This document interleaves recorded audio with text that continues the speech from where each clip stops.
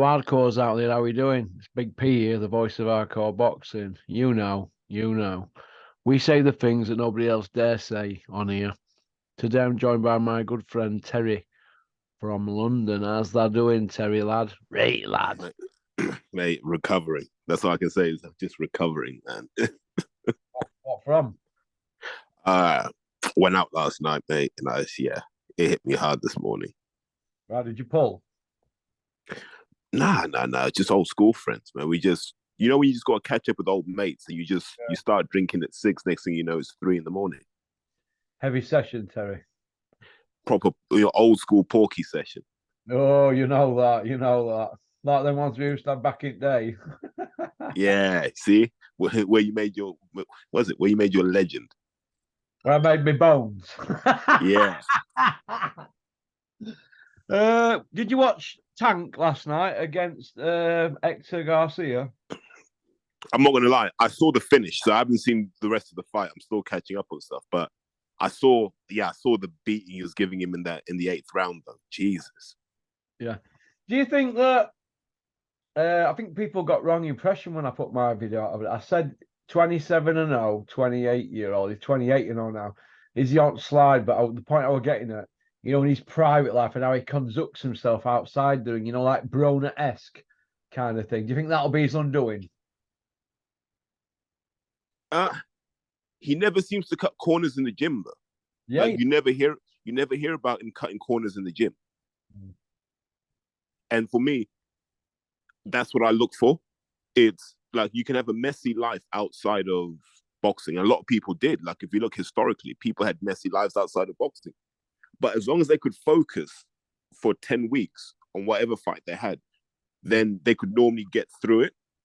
But I think you're right that you get to a certain level of fame and you can't be that guy in the streets anymore. Like you have to actively pull yourself away from that.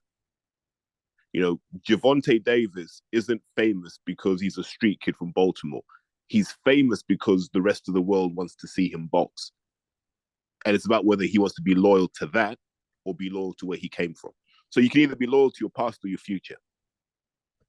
Yeah, if you look through the punch tats for the fight, it's like he has a look at him, doesn't he, for the beginning, doesn't he, Davis? And then he just goes through the gears after halfway, doesn't he? He kind of reminds me of Prince Nassim.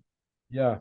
You'd see Prince Nassim and he'd be floating around for ages, and you're like, what's going on here? Then just turns it on.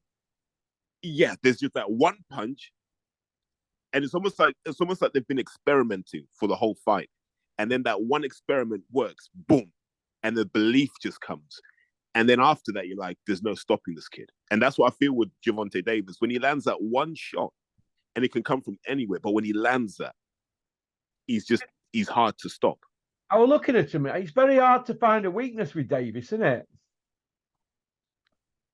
Yeah, like, he's defensively okay. He's not amazing, but he's good enough defensively that he's not an easy target. He's always looking to set it up, though, isn't he? The big shot, isn't he? Always gets position. It's that rotation he gets in the shots, Porky. Like he really turns into the shots. And the thing is, most people are scared to do that because if you miss, and that's what people think about, right? They go, well, what if I miss? You're massively exposed. But he doesn't miss very often either. Yeah, I know, yeah. He impressed me. He's like a 9 across board in everything, isn't he? Apart from defense. Yeah. That's a 7, wouldn't you? Yeah, he's got everything you'd want. Yeah. Temperament, the lot, and he's tough as well. He's a dog, isn't he? Yeah. Yeah, he impressed me. He's in my top 10 pound for pound list, Yeah. There's a good argument for that. I think he's in there by the same logic Crawford's in there. It's the way they deal with people. Yeah. Frightening. Yeah. Oh, that last night was frightening. There wasn't really much happening, was there, really, at weekend for UK, were there? No, January's always slow. Yeah. America ain't though, is it? They always find money from somewhere, don't they? They always seem to put plenty on. Last week, Terry, I listened to your pod. Somebody asked me if you could elaborate a bit more on this. I know what you meant by this, but you said that certain people at the EIS maybe should have just turned pro and not gone for another cycle. And do you think that it's just pot luck if you drop on an Olympic cycle or not? For example, Fraser, he probably maybe stopped too long, didn't he? Really? Yeah. So it's birth really. Remember, Muhammad Ali was what 18 when he went to the Olympics. Foreman was what 19 when he went to the Olympics. Yeah. If they'd been born like 2 or 3 years either side of that, maybe they wouldn't have gone to the Olympics. There's only so much boxing learning you can do, Russ. Right? Yeah. For me, this is one thing I do know, and that split between how much you learn in the amateurs is really important. You learn too much in the amateurs, you don't learn enough in the pros. Yeah. And a lot of these lads, and I think the examples I use were guys like Luke Campbell, Anthony Fowler, Fraser Clark was an example I used. Guys who stayed too long. Luke Campbell won his ABA title. Well, his first ABA final was definitely 2008. Whether he won or not, can't really say. Right? And then he stayed another cycle beyond that. Yeah. So he did 4 years. Ogogo did 4 years as well. Mm. And they struggled in the pros.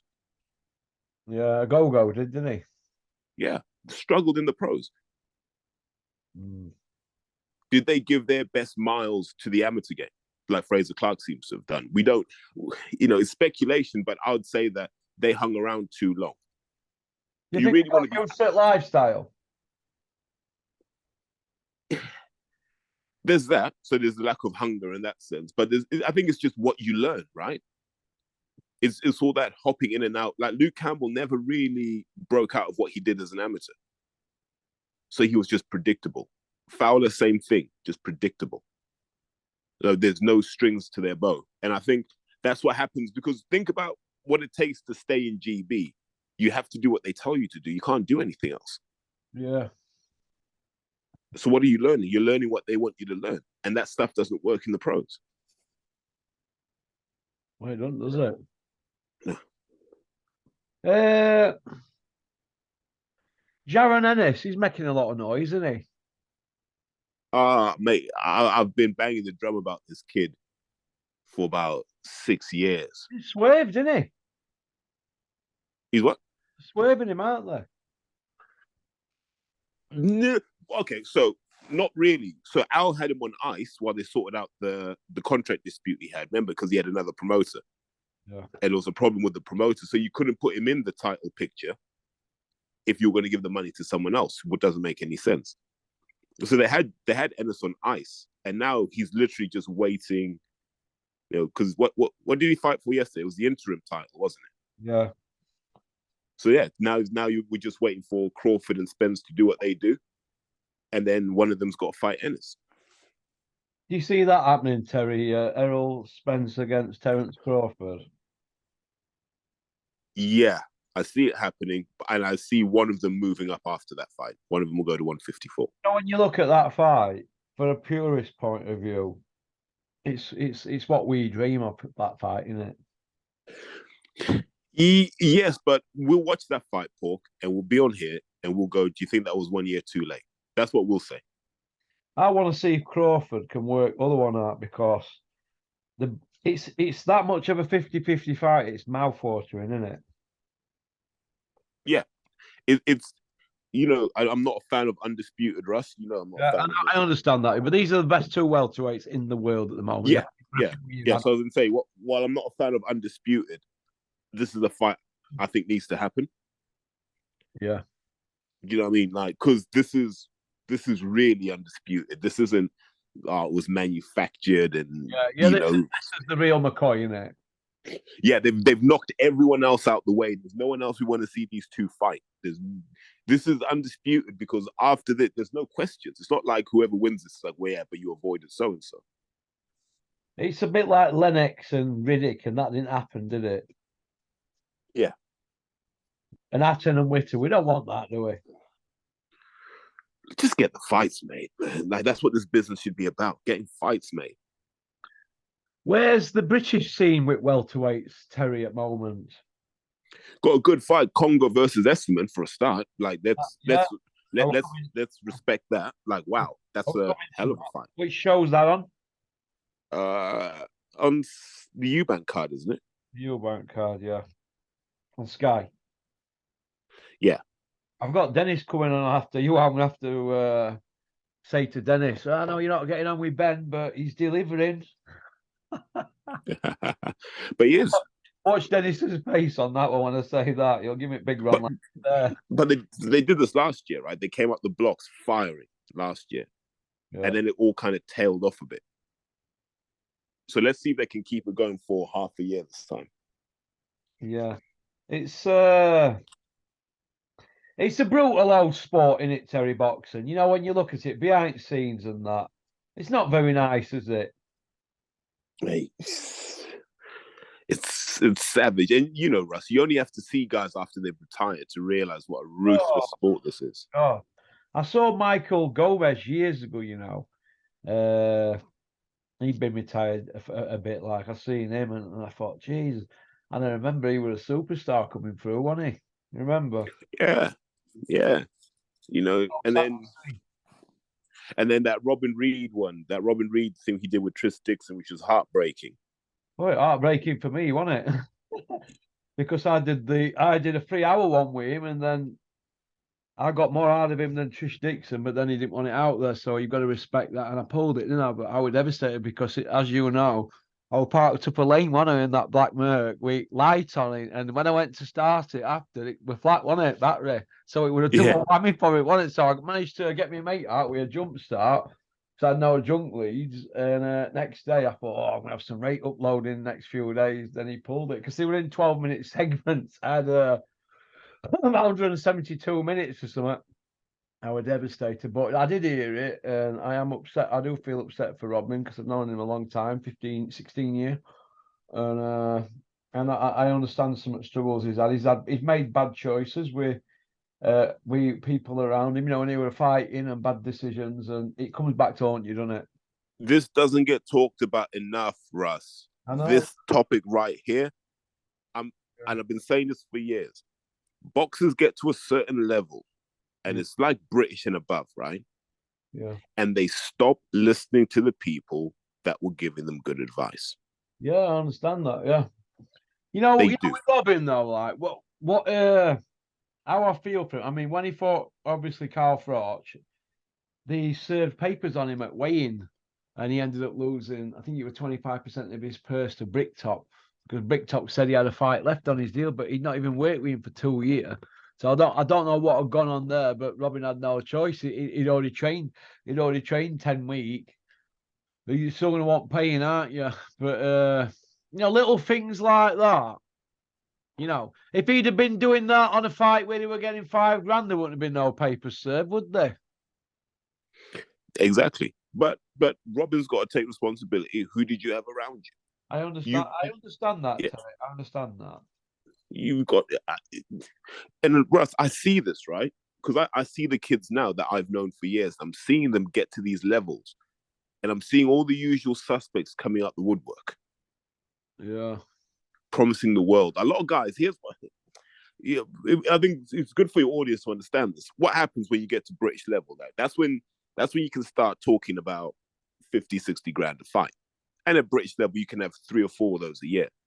So the usual suspects start coming up the woodwork, 60 right? And they for a British title, that wants to be what weight's that going to be like? You know, like heavyweight or something, middleweight.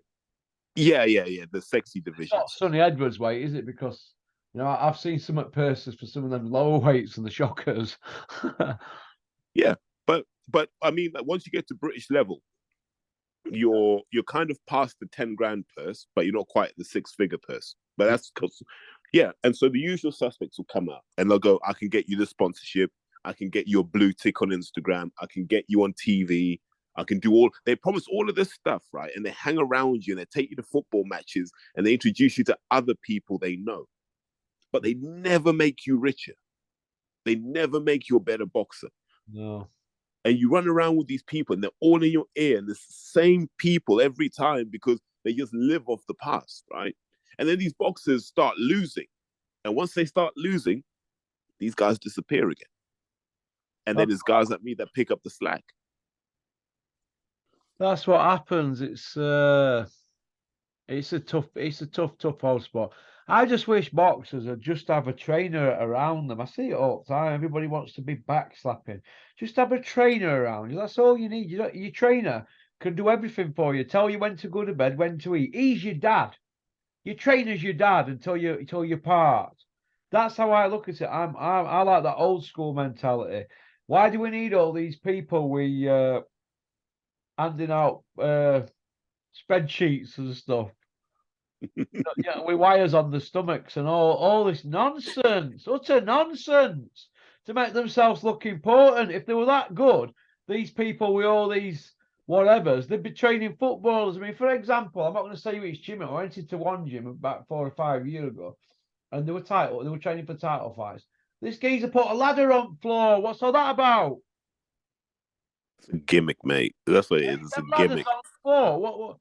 Well, we know what Tommy Hearns said about that, don't we? When he saw some guy go into a gym and put them out, and he goes, "What are you gonna do when you get stuck in corner and somebody's raining blows down on you like Marvin Hagler? Are you gonna think, well, when I was running on that ladder?" Do you know what I mean? They're complicating the sport. Jog on, leave it to the trainer. You know what I mean? It should be but hang on a minute. Running, Terry, running and core training. Go back to that. They're complicating boxing, and these people want feeding and watering and paying, and they want to wear a trackie with your name on as well. Driving me crazy. Do you remember that time I told you Perry Howe came up to Dennis's office? No, not Perry Howe. David Howe came up to Dennis's office, right? And that was the first time I'd seen him. He had an entourage of a people carrier. They all had David Howe tracksuits on. And nutritionist, strength and conditioner, trainer, manager, advisor, lawyer, the lot. I think it was something like 1 and 8 or something. I don't know. He was a journeyman. And I thought, what's going on here? Do you know what I mean? Russ, boxing could be so simple, right?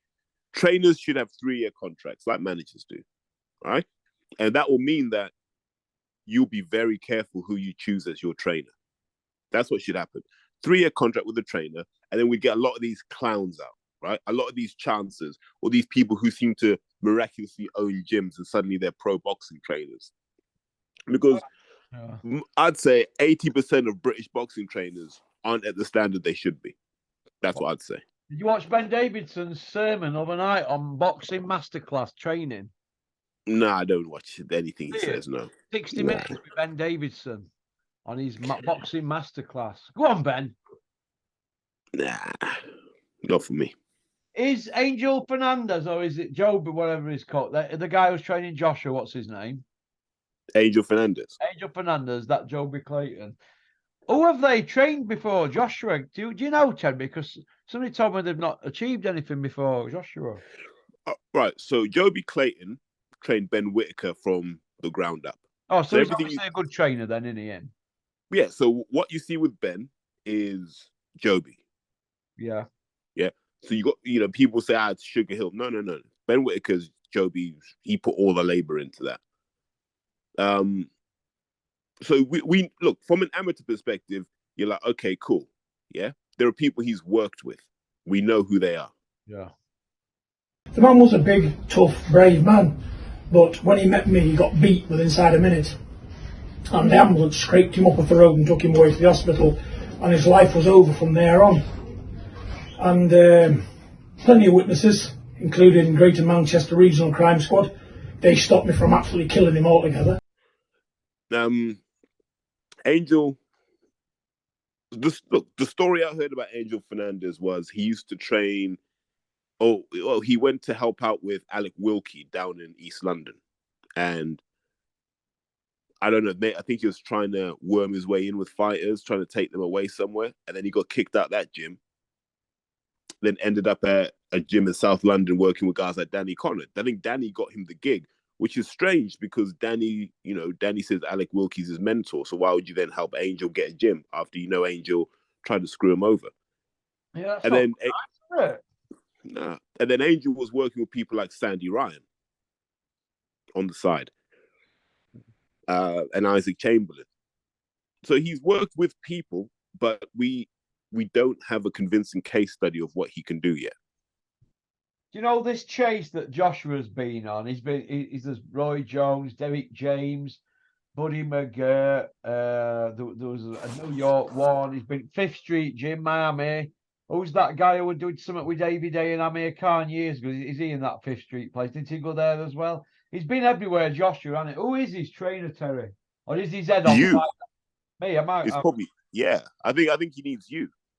Yeah. Oh, John Fury. Look. Hey, big John Fury. He's a good trainer. Peter Fury. Why not Peter Fury? I don't think train him. I don't think why not? Cause some right nonsense, wouldn't it, for him? Peter knows the game, man. He can be there, offer a bit of advice. Do you think it could be Joshua against Fury and Sugar Hill in corner for Fury and Peter Fury in corner for Joshua? That'd be some pay-per-view, wouldn't it? Mate, Imagine melee after if Joshua won. Because I keep looking at it. Tyson Fury keeps winning, doesn't he? I know he's had a draw, but he keeps winning and that, doesn't he? But I remember when it looked like John McDermott had done it first time, and I remember atmosphere. Let me tell you this, it was going to go off. So if he ever gets beat, get ready. He'd be all right. I think he may retire undefeated. That Big John coming out of retirement and putting people on the moon. Let's have a battle royale, and I'll put you into orbit. Anthony Joshua, do you think it's a bit late in the day for him to be changing his style, Terry? I don't think you can change the style. Remember, as you get older, you do more with less, right? Yeah. You just pare down your skills to what actually works 9 times out of 10.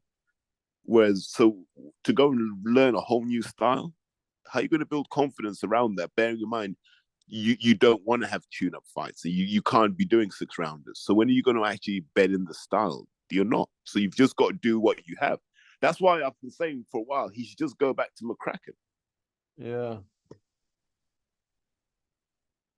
Where's McCracken's reputation? Where does all this leave McCracken's reputation, Terry? His reputation was tatters after Froch. You reckon? He could have done more with Carl. I think Carl, a better trainer, would have got more out of Carl. You think? Yeah. He did a lot of training on his own, Carl. He used to do 2 weeks on his own, and they'd do all his runs and that. He'd only see McCracken for a bit of technical work, really, and pad work. Yeah, because I look at Froch and I go, you had that bulletproof chin for ages. Yeah. You shouldn't have been going to points on anybody. Not on Arthur Abraham. We should have walloped him. But yeah, him, Kessler, all of them. Froch should have been stopping. Why wasn't Carl stopping more people? We know he had it in him. He stopped George Groves twice. He stopped Booty. Stopped Taylor. You know. Taylor ran himself into the ground, basically. Yeah, but Taylor were a world champion 6 years after that. Yeah, but Froch, I mean, that's not, so you're not stopping someone. Like the Groves one, the second Groves one, yeah, but Froch could have done that to a lot more people, in my opinion. Well, who didn't he do it to? He didn't stop Ward and Kessler, did he? And Dirrell and Pascal. Right, and Glenn. Yeah, there you go. Ward, Kessler twice, Dirrell, Pascal. Right. But what about Abraham? He didn't stop Abraham either, but you're looking at the top guys at division there, aren't you? But that's what I mean. Like, I think Carl could have stopped a few of those guys. I think he could have stopped a Kessler. How many people stopped Abraham and Pascal, though, and Dirrell? You know. I haven't got the records in front of me. Well, these people don't get stopped, do they, in their careers? I know. Did Kovalev stop Pascal at the end of his career? But then, I mean, Pascal were an undefeated Olympian. Dirrell were an undefeated Olympian with a bronze medal. Do you know what I mean? So these are your top guys, aren't they? I'll stand by this. Froch could have done more damage to those guys. Like, and I'll go back to this.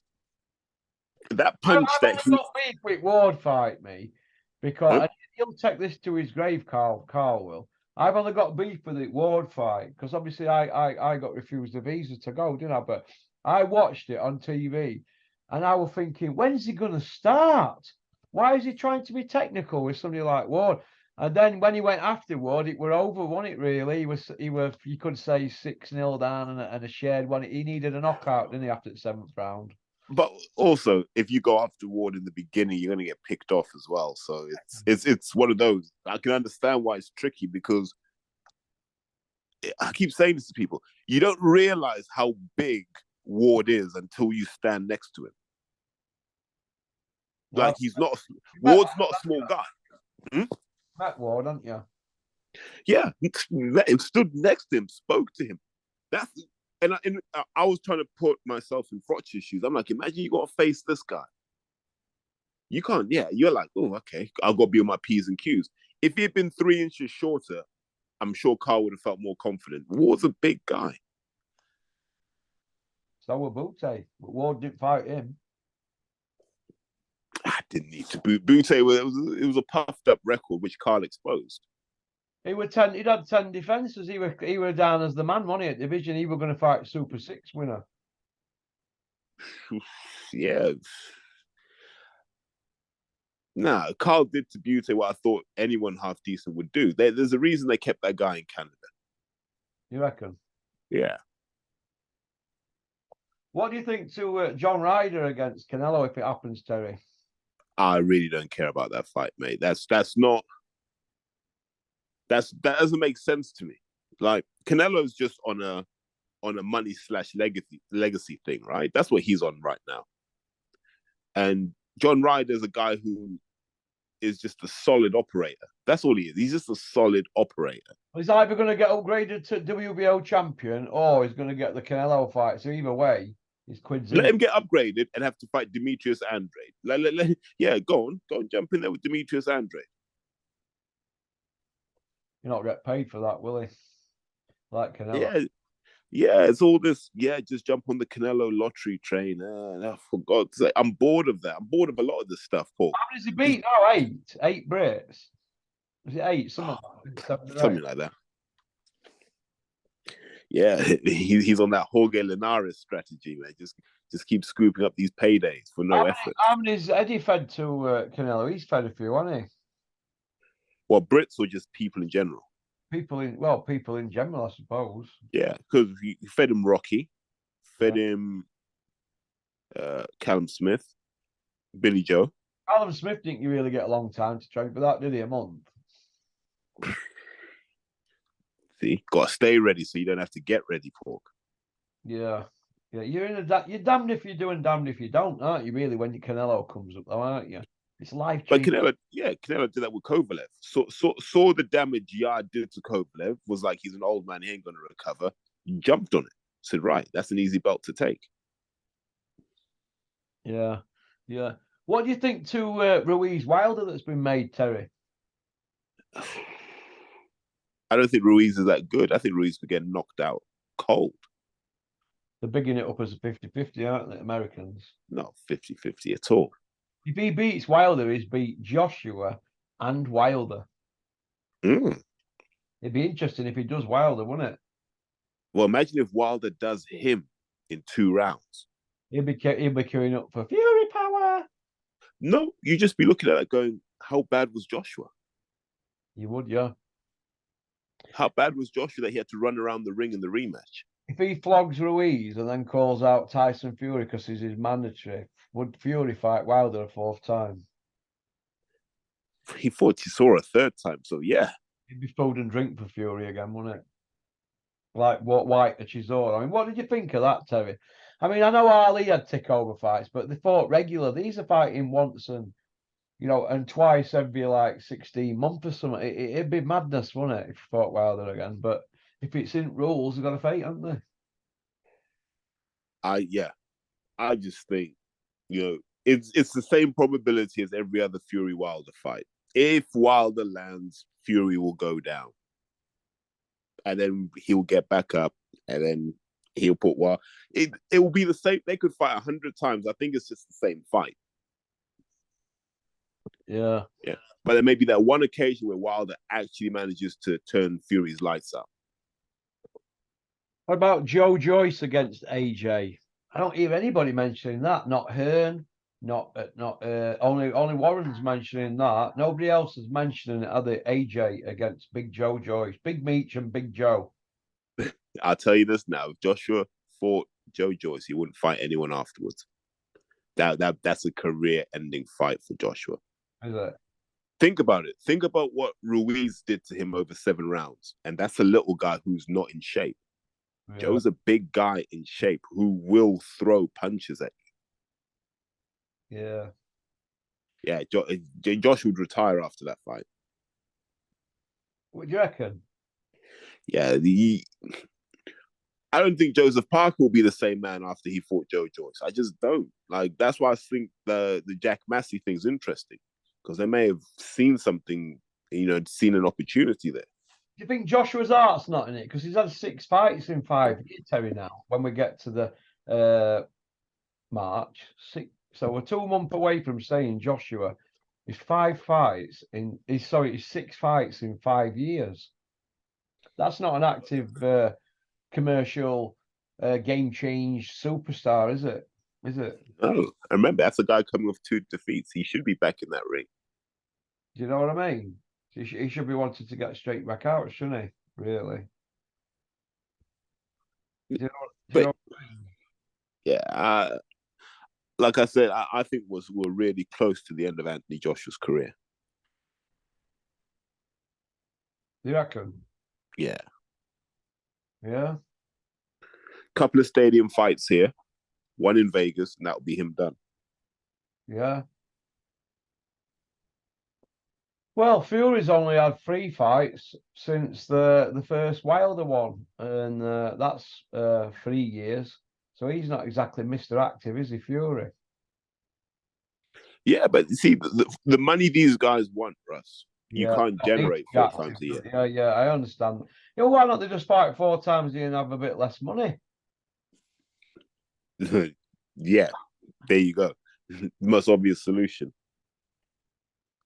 You think? But they'll never do that. Hey? They'll never do that. Does Fury Usyk happen, Terry? Yeah, I think so. What about Chisora White 3? No, thanks. No. I don't want to see that. What about Martin Bakole Chisora? I've heard a little whisper about that today. People saying that they reckon that's a good fight and it should be made. I think Bakole is at that kind of Joshua level. I think he could fight Joshua. Yeah. And give him problems. Yeah. When I saw him lay waste to Dominic Akinlade the way he did, I remember saying at the time, I was like, this guy's a problem. Dave Allen reckons it's best guy he's ever sparred. Who, Bakole? Yeah. But he sparred Tyson Fury. Well, he reckons he's best guy he's sparred. I seen an interview. So he thought he was fantastic. Yeah. So he said it was unbelievable what he was doing. So I don't know, maybe he showed him more than what he thought. I don't know, but he looks really, really talented, doesn't he, Bakole? And I really feel for Billy Nelson now, because he must be thinking to his son, they all want an heavyweight, don't they, trainers? He finally gets one, and it looks like Billy Nelson's being shoved out, doesn't it, really? You think? Well, that's on him. I mean, that's what happens when you're a professional arsehole, Porky. Oh, get on, man, with that. I can't really comment on Bill. I know you all don't get on, but there you go. Yeah, that's my. He's done for Bakole, hasn't he? He's done well. He's done well for Bakole. How? Well, he's got him winning. He beat Yoka. He masterminded game plan for Yoka winning Olympic. Okay, so what does Bakole have in his hand right now as a result of working with Billy Nelson? Well, he's Nothing. got a win over Yoker, and he's mixing his world Nah, rank. right. He ain't got. Yeah, he's got nothing. No belts. No money. No nothing. Billy Nelson hasn't done anything for him. Mark Tibbs wouldn't have done. Well, he's walking around in an M Bison outfit as a superhero.